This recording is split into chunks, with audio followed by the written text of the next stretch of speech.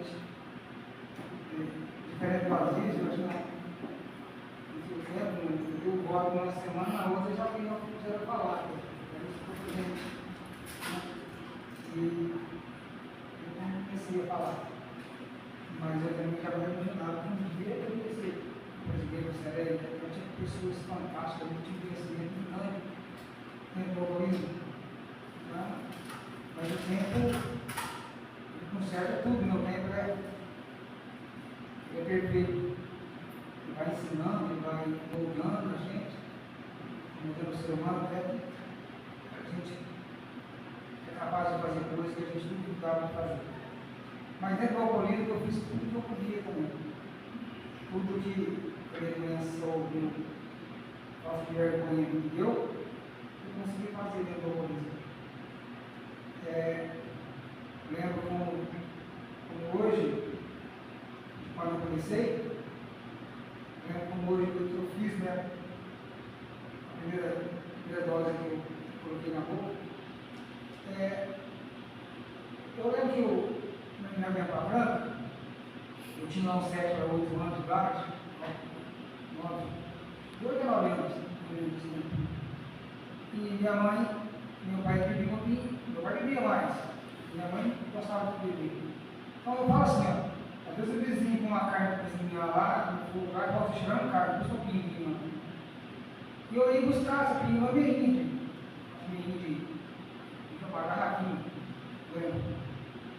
E sempre era pintinho dentro. Então eu lembro que eu saía assim para a garrafinha, eu descampei ela e rolei, tinha um pingo lá dentro, que eu vou ter bicho tem muito nada, né? Porque quando nós éramos meninos na roça, no guarda-roça, eu meu avô fazia pinga, e nós experimentávamos, bibicava a rala que eles falavam da pinga, né? Não é fazia de conta da banda, ficava meio tonto, mas a pinga pura não tinha. Aí eu comecei nessas meinhas aqui, no meio do caminho de São Paulo, para comunicar aqui em Minas, entregar o país voltando um pouco lá. E assim, a vida continua me ensinando a beber. Até com 16 anos, 14, 15 anos, 16, eu precisava já de um CLE. Eu precisava de um apoio dos alunos, porque eu já dependia dela. Comecei a trabalhar muito cedo, em 1970, eu já costurava sapato com a minha mãe em casa, costurava, trabalhava no caminho. Eu achava que eu tinha direito de beber, eu achava que eu era homem. Comecei a fumar, eu tinha 9 anos de idade, comecei a fumar escondido, e com 17 anos, eu já fumava perto de todo mundo, eu já bebia perto de todo mundo também. E eu usei esse direito a quase me matar dentro do alcoolismo. Eu fiz desse direito quase uma prova, um caminho sem volta para o ser humano. Todas as vezes que eu tive o álcool de alcance, todas as vezes eu bebi, eu nunca consegui beber uma dose só do litro, eu sempre queria ver o final dele. Com isso eu fiz muitas pessoas que me amavam, as pessoas que ficavam em volta de mim, eu achava que nem gostavam de mim, mas que mais gostavam. Eu fiz de tudo isso um caminho de sofrimento para as pessoas que vivem em volta de mim. E verdade que eu achava que não tinha caminho, não tinha volta, não tinha solução para aquilo que eu fazia. E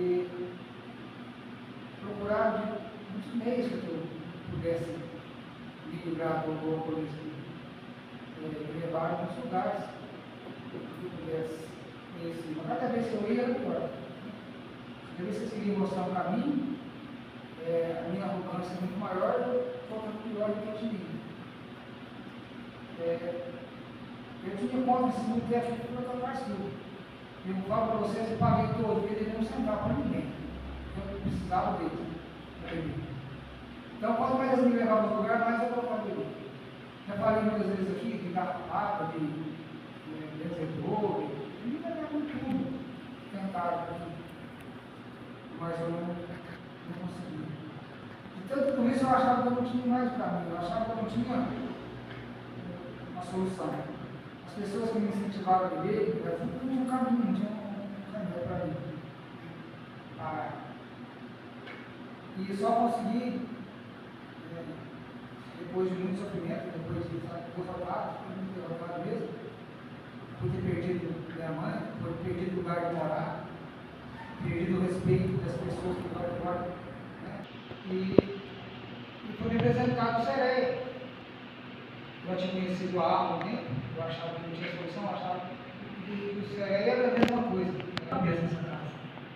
Eu estava lá no campo, no carnaval, muito bêbado, muito ruim, tentando jogar bola, não consegui.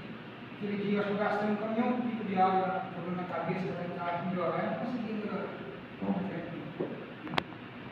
Eles me puseram esse jogo esse dia e eu consegui bater no lateral, eu bati errado, hein? Foi muito ruim.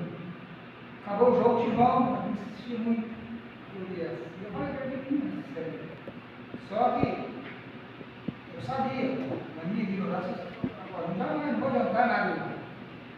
Mas eu vim. Eu cheguei, eu fui para lá. Na primeira reunião, eu consegui chegar à sessão, a gente bebi antes, bastante, até chegar lá. E era um pouco bravo, bem bravo mesmo, que estava lá, eu montava o dedo, estávamos nos 8 lá dentro, e tinha 6 bravos e 2 mãos. E eles apontavam o dedo, não dava, falava pertinho da cara, você estava cuspindo aqui, né? Me mostrando um caminho que eu não queria aceitar. Eu fiquei meio bravo, eu perdi, né?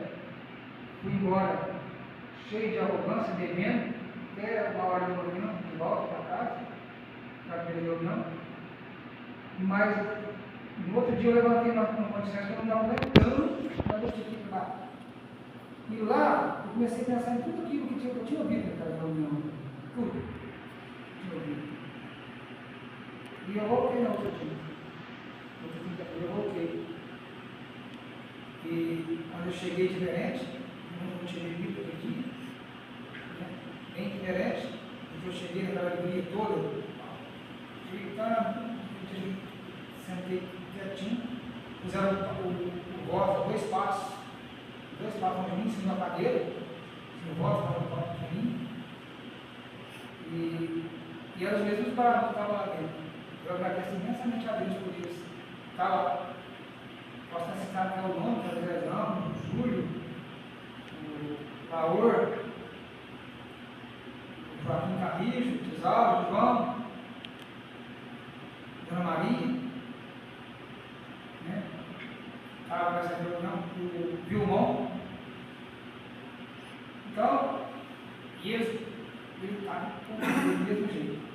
Mas tinha os calmos, Joaquim Carrijo, o Tisaldo, eles falavam uma verdade muito grande de Deus. E os outros apontavam eu através do álcool. Né?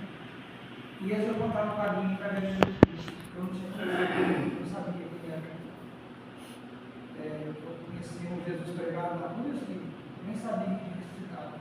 Estava entre nós. Ele ia representar esse Deus, esse Jesus que curava, Jesus que fazia milagres, Jesus que podia me tirar do caminho. Ele falava, ele procurou de tudo, ele não achou porque não procurou a coisa certa lá. Ele apresentava o voto com muita propriedade. Eu tive a humildade naquele dia, então os 2 passos mais importantes da minha vida, que foi de encontro com Jesus Cristo no valor do voto. Fiz esse voto dia 4 de abril de 91, e eu saí de lá naquele dia com uma fé muito grande que ia dar certo. Ia dar certo muito bem. E eu gravava para ver se não foi fácil, porque eu bebia todos os dias, a quantidade que eu bebia, parar de uma vez, né? E deixar que Jesus Cristo tomasse o lugar do álcool, eu sofri um pouco, mas foi bem mais fácil do que eu podia imaginar. Hoje, 35 anos depois, a gente via a caminhada e viu quanto valeu a pena.